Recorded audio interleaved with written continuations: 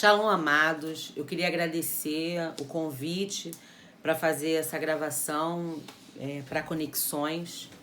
E o Senhor tem colocado no meu coração uma palavra a respeito de reedificação nesse tempo onde a igreja tem sido levada a um tempo de quebrantamento, de oração, de pedido de perdão, confissão. Eu vejo Deus nos chamando, nos convidando para um tempo novo, um tempo onde Ele pode derramar sobre a igreja uma novidade, algo muito tremendo. E claro que nesse momento em que nós somos chamados a isso, sempre vai haver oposição.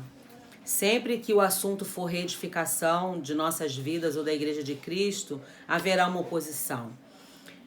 Eu quero falar para você de um tempo onde Neemias ele foi chamado para fazer também uma grande reconstrução em Jerusalém.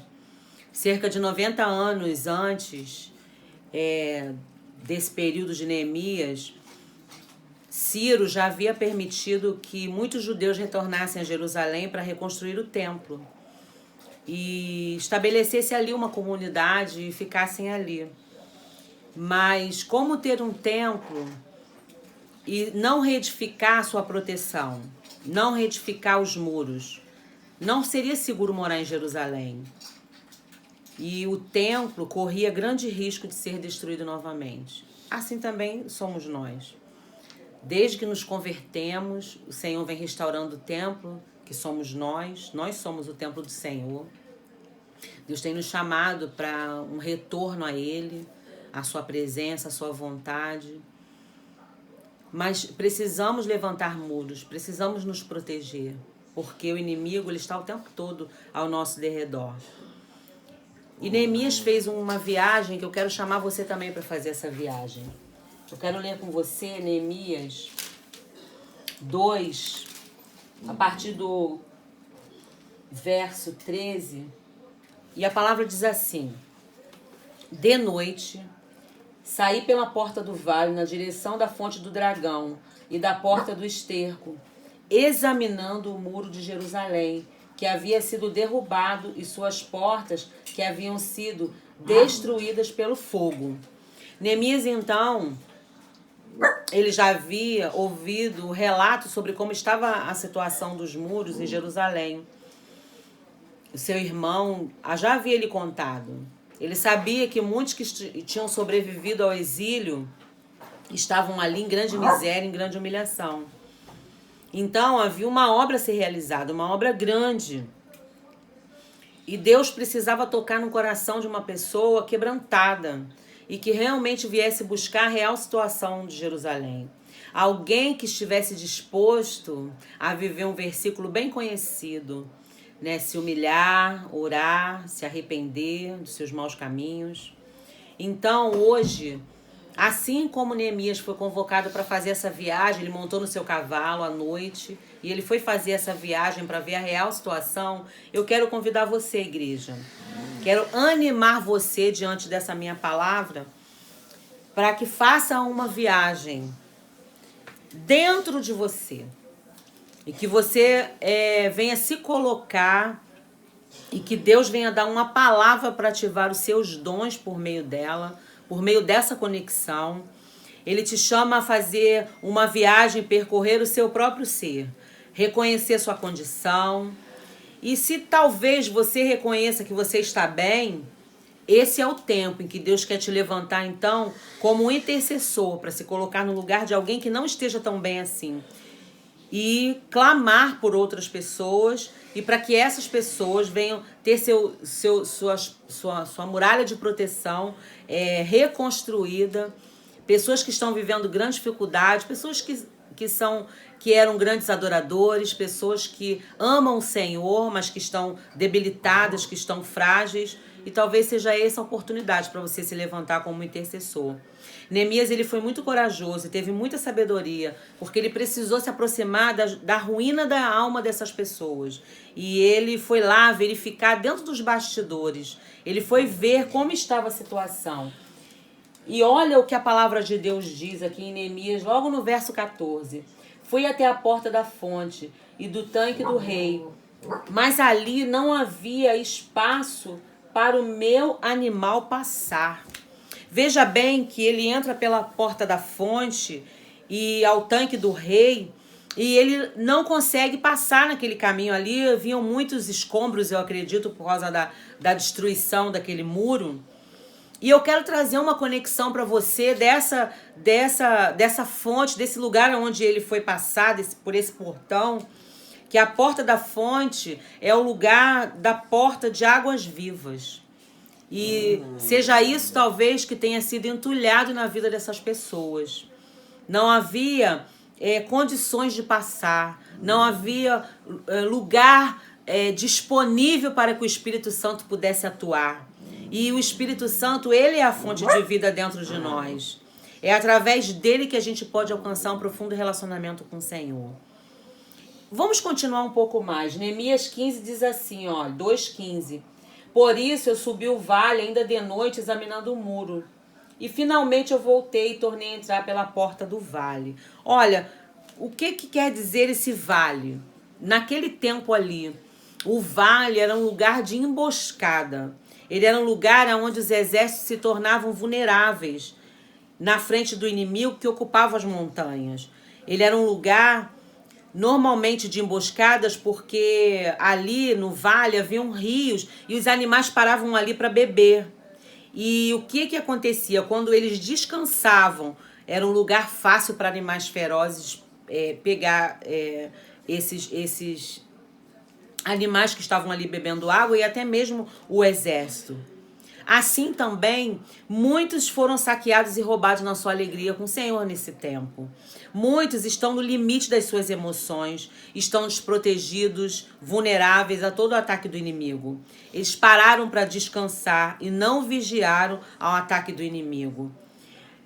É o vale da luta, o vale da crise, do sofrimento, do perigo, dos dramas da nossa vida, da família, do trabalho, da saúde, o drama da falta de fé. Alguns pensam que parar de fazer batalha espiritual, o inimigo vai esquecer de você. E aí você vai acabar descansando, né? De tanta luta, não aguento mais tanta luta. Mas na realidade, quando você descansa de orar, é exatamente o efeito ao contrário que acontece com você. A oração é que nos leva ao esconderijo do Senhor, ao lugar de proteção. O objetivo principal de Deus ter levantado Neemias ali é porque ele seria um intercessor pelo povo. Ele é que pôde reconhecer o favor do rei.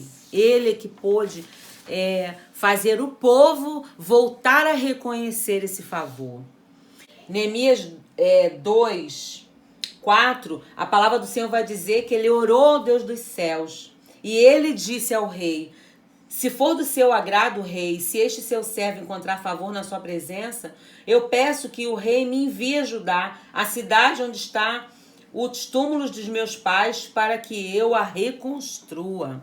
Olha que coisa linda. Sabia que o rei era o único que poderia favorecê-lo de retornar ali àquele lugar.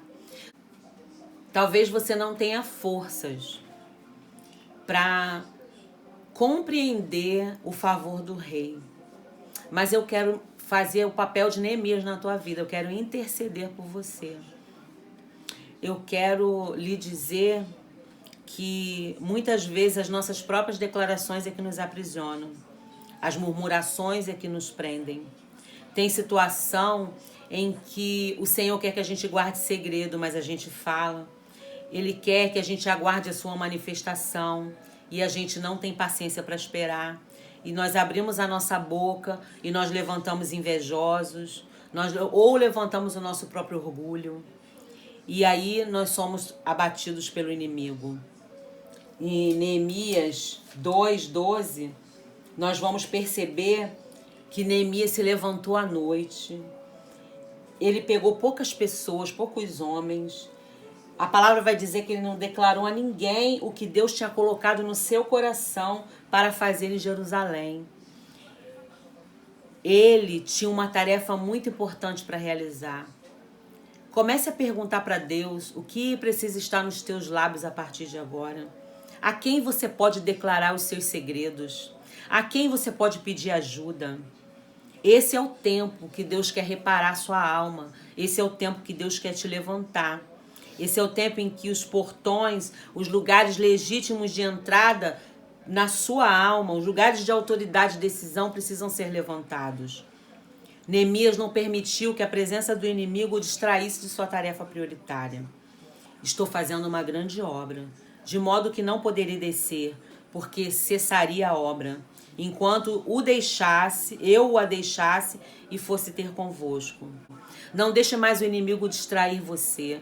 Não pare nem um minuto sequer, não se distraia daquilo que Deus quer fazer com a sua vida. Não pare na obra de restauração da tua alma. Há um alinhamento espiritual que Deus quer fazer com seu povo nesse tempo. Ele quer realizar uma obra maravilhosa e nós precisamos parar de dar ouvido às opressões do inimigo, porque por causa dele, se formos dar conta do inimigo, por ele a gente não vai terminar nada na nossa vida. Por ele nós vamos ficar deprimidos, angustiados. Por ele nós não vamos congregar mais em lugar nenhum, não vamos realizar obra alguma. Mas hoje eu quero chamar você a fazer uma declaração comigo. Realizaremos a obra apesar da oposição. Mas precisamos cada um fazer a nossa parte. Cada construtor tinha que trazer a espada à cinta, mas permanecer construindo. Permaneça vigilante, porque a qualquer momento você vai precisar usar a sua espada. Realizaremos a obra apesar da oposição, se não perdermos o foco. Você consegue imaginar quanto poder teria o povo de Deus se, em resposta a cada tentativa de desviar o nosso foco, ou até mesmo que o inimigo queira baixar os nossos padrões, os padrões que Deus tem para nós respondêssemos para ele: estou fazendo uma grande obra, de modo que eu não posso descer? Deus tem um favor para você nessa conexão. Não corra mais riscos. Quebrante-se, se arrependa dos seus pecados, fale com o Rei dos Reis sobre a sua condição, ou até da condição daquele por quem você intercede.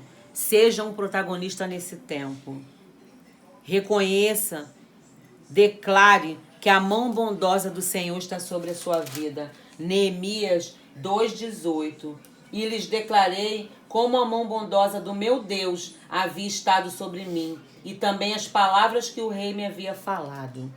Aleluia. Entenda o favor do Senhor.